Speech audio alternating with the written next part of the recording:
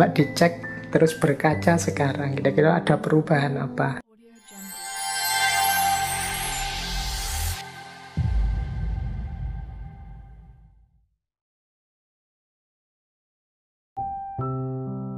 Apakah dirimu orang yang sama dengan dirimu 5 detik yang lalu, atau dengan dirimu tadi malam, atau dengan dirimu tahun lalu?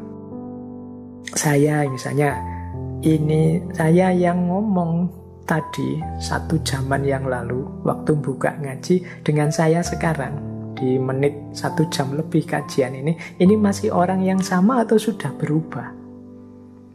Ada perubahan enggak? Atau ya itu masih orang yang sama sih? Cara membuktikannya gimana kalau saya itu masih orang yang sama atau sudah berubah?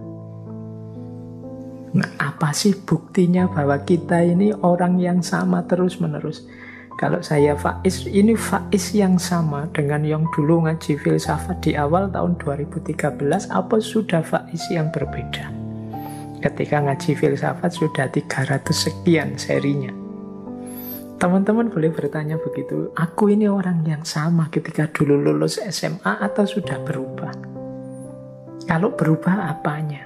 Kalau tidak berubah apanya? Kalau berubah apa aku masih bisa dipanggil Faiz sebagaimana yang dulu? Apa aku ini orang yang sama atau tidak? Bagaimana kita bisa tahu bahwa kita ini orang yang sama?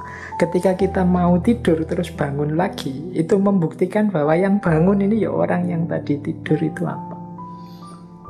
Nah, buktinya mana?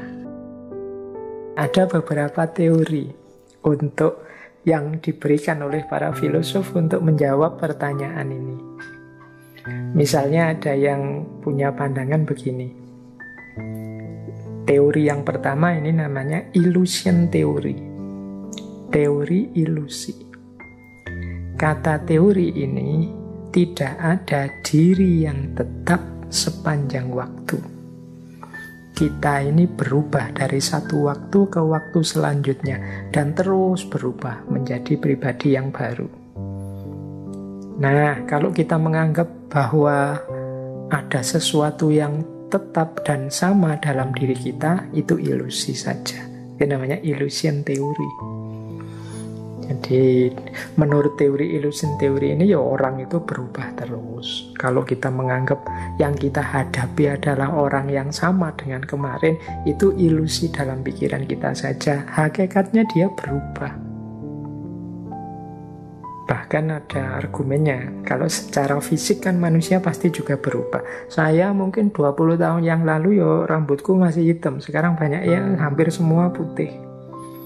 Saya sekian tahun yang lalu mungkin lebih gemuk atau lebih kurus dan lain sebagainya. Dan mungkin sekarang lebih ringkih, dulu lebih tangguh dan lain sebagainya. Secara fisik manusia pasti berubah. Kalau ini kan mudah membuktikannya.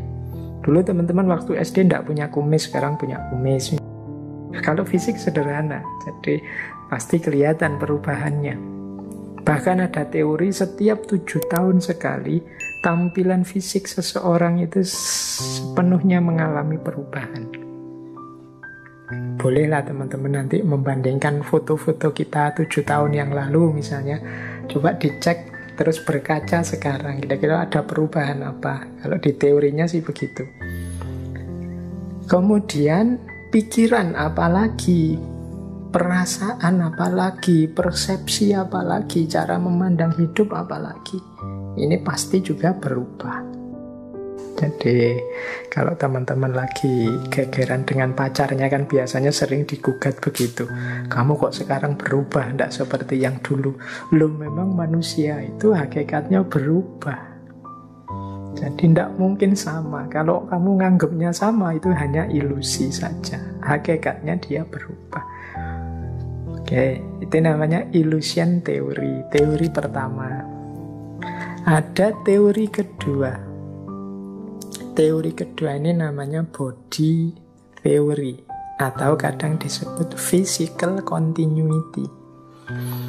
Ini pemahaman yang namanya common sense. Biasanya kita pakai teman-teman ketemu saya dulu tahun 2013, mungkin generasi awal yang ngaji filsafat, sekarang ketemu saya lagi, ya tetap merasa saya dulu ketemu Pak Faiz, ya sekarang ketemu Pak Faiz. Dan ini Pak Faiz yang sama yang saya temui dulu zaman tahun 2013. Ini namanya body theory.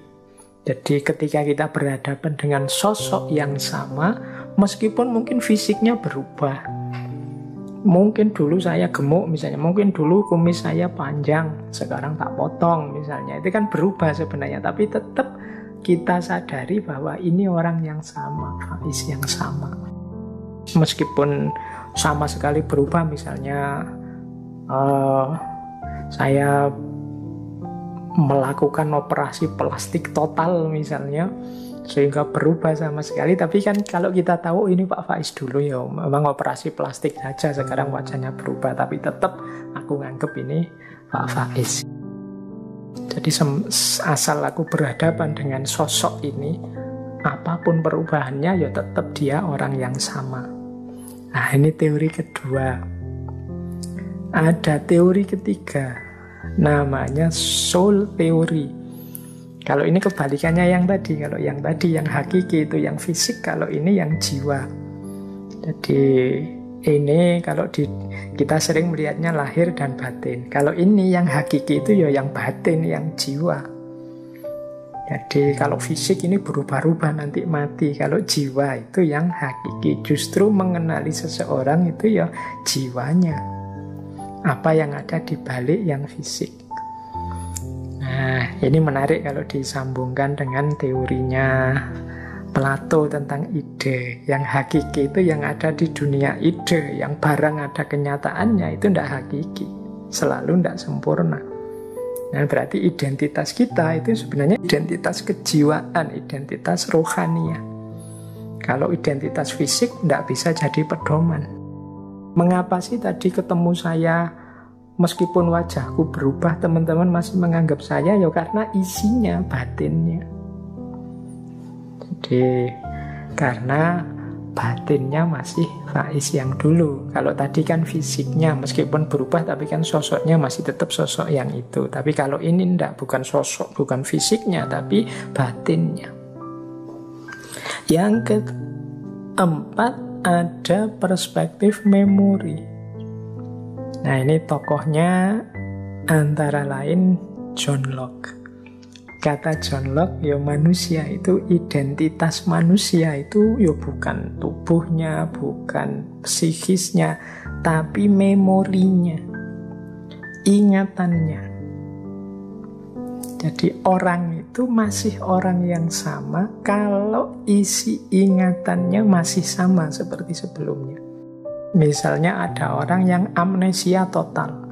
Kalau di drama-drama itu kadang ada orang yang lupa sama sekali tentang dirinya karena penyakit tertentu.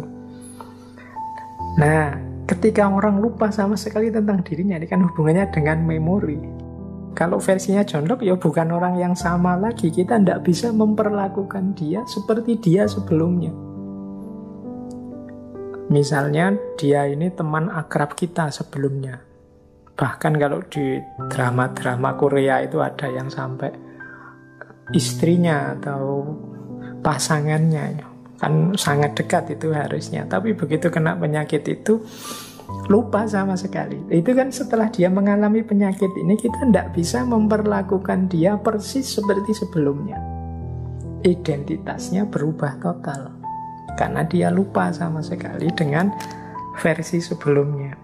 Maka kata John Locke, identitas itu sebenarnya dasarnya adalah memori.